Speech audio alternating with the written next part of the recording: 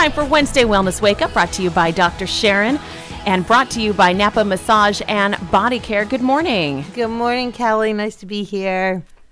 I am bringing today some very interesting things I learned about clean cooking and the problems with cooking kind of worldwide. You know, last month I was at the United Nations Commission for the Status of Women as a delegate, and I always learn such fascinating things about what's going on in health and safety around the world. And one of the things I learned that was so shocking was that people cooking over open flames are really at great risk for safety and health hazards. And I just never, I knew a lot about the issue of how many women and children spend time gathering wood and fuel for cooking around the world. And I knew that really nearly half the world's population eats and cooks their food over open smoking. Well, yeah, but gosh, you go camping out here. We do that. We have barbecues. Almost everybody I know has a barbecue in their backyard. Exactly. So, fortunately, we including don't. me. Yeah, me too. Unfortunately, we don't cook over an open flame every day. But some of these statistics were really staggering. So I thought maybe I'd share them today. So what I learned was that close to 3 billion people will eat their meals over cooked fires that use either charcoal, wood, or even animal waste for fuel. And that very often, women and children are the majority of the people that are actually doing that kind of searching for fuel and then doing the cooking. And the bad news is 1.5 million women and children each year die due to respiratory illness associated with this cooking. So diseases like asthma, bronchitis, lung cancer, pneumonia, these are the things that affect people that are caused by the smoke from cooking over open fires. And this smoke is equivalent to smoking, they say, up to 40 cigarettes a day. And that's if you cook every day. Yes, all your meals. So you're not talking about people like in our country who are just this isn't people barbecuing on the weekends. But the reality is that cooking and heating with solid fuels like charcoal, wood, are on these kind of open flames, or on these traditional stoves that are very common in developing world. They generate high levels of these health damaging pollutants, or particulates they call them, and a lot of carbon monoxide, and that's really where the trouble is. So I could not believe when I read this World Health Organization statistic that said more people die from smoke and these damaging effects of smoke than from malaria or AIDS. I mean, I'm stunned by that statistic.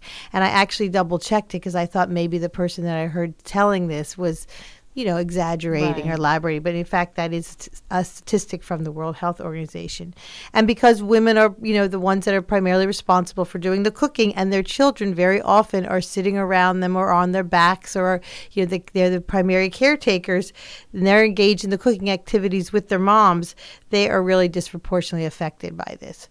So what's the good news? I mean, some of the good news here is that organizations and, countries are actually responding to this. Hillary Clinton has an initiative that she's really made one of her signature projects called the Alliance for Clean Cook Stoves.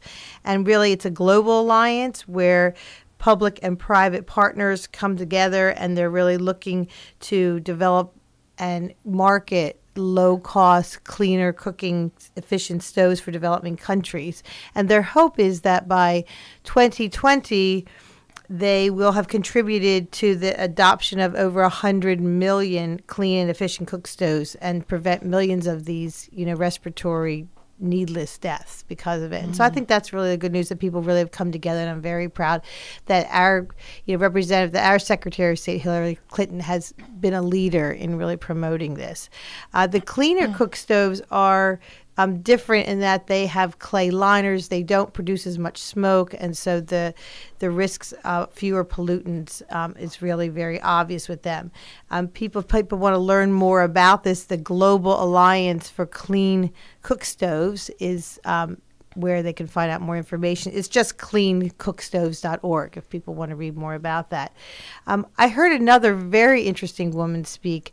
Her name was Patricia McArdle, and she was from Solar Cooking International, and she's really based right here in Sacramento, which I thought was really fascinating that she has her main office in Sacramento. They do have other offices in Kenya, but they really spend a lot of time spreading the word about the totally healthy ability to cook with solar cooking, especially in arid countries where there's a lot of sunshine, there's not many trees, and trying to teach people how to kind of turn that around. And solar cooking is amazing. It's incredibly inexpensive. I saw and even for people who camp and go out, and you can make a solar cooking panel with literally a cardboard box and some tin foil. Wow. And I wish this was TV because I could show you one, but you can go on there. Probably Google it or something. Yeah, you can go to Solar Cookers. You can go on. They have a website that's I think it's called solarcookers.org. They show the different types. There's several different types of solar cooking. There's one that kind of looks like a satellite dish for there's one that's just this very simple that you can fold up and actually put in your backpack. And then there's larger ones for like whole villages or communities to cook from, where you can put lots of things in. And really the base is that it takes the sun from the heat and turns that into a form of energy that allows the food to cook. And it cooks primarily in a dark pot, so people basically just need a black pot. And then to hold the heat in. Hold the heat in and covered, and people can cook something in the morning and have it when they come home at night. And it's very, very interesting. I highly recommend people taking a look at it.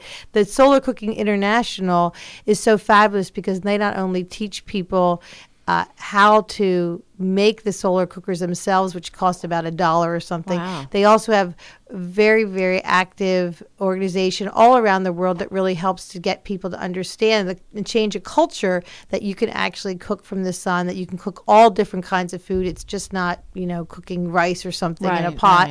And that when used properly and safely, it's a very convenient way to cook there's no risk at all. Wow. So I just thought it was so great. And I think it made me really stop and think, geez, maybe I won't volunteer to be the burger flipper at the next picnic and breathe the smoke. Exactly. And that if people do have these very I think everybody loves a barbecue. People love the idea of cooking hamburgers and hot dogs or whatever, even grilled veggies outside, that, they really share that, and they don't always make one person in the family be the one standing out there over the open flame every time. Or if you're planning a picnic with the Boy Scout troop, that you really don't, designate one guy to stand for 4 hours in front of the open flame. And also for people to really take a look at this solar cooking idea. I saw them make it and fold it up into a small square about maybe 6 by 8 and put it in a backpack. It's very lightweight. The pot is still a little complicated, how people are going to cook on long trips with unless they have somewhere to put a pot. But I imagine they've figured that out too for people that are, for the people that are traveling, or for people that cook and have to carry their things from one location. Does it take a long time to cook? I don't think it takes any longer than regular cooking, quite honestly. I think that the pot can get very hot. Now, we're not talking about on a rainy day. On a rainy day, there is more trouble. But for communities that like ours, they say that you could just put a solar cooker on top of your porch or on top of your rooftop and be cooking all the time without any as a source. So it's just like the solar panels, could heat it's the same. Over it's the same thing. And I'm not a solar cooking expert, but it was pretty fascinating. And for people who are feeling passionate about this, it's right here in Sacramento. Yeah. I mean, this is an organization that people can really make a difference in the world. Environmentally, it's so much better, and certainly for the health of, it's not going to cost women. much. It sure isn't. And it's just such a fabulous, I think it's just such a fabulous thing to learn about and to know that we can really make a difference. And people are looking to make, how to make a difference in their own lives and in other people's lives absolutely. too. If people have trouble finding any of this information, they can always look at my website, which is just drsharonufberg.com.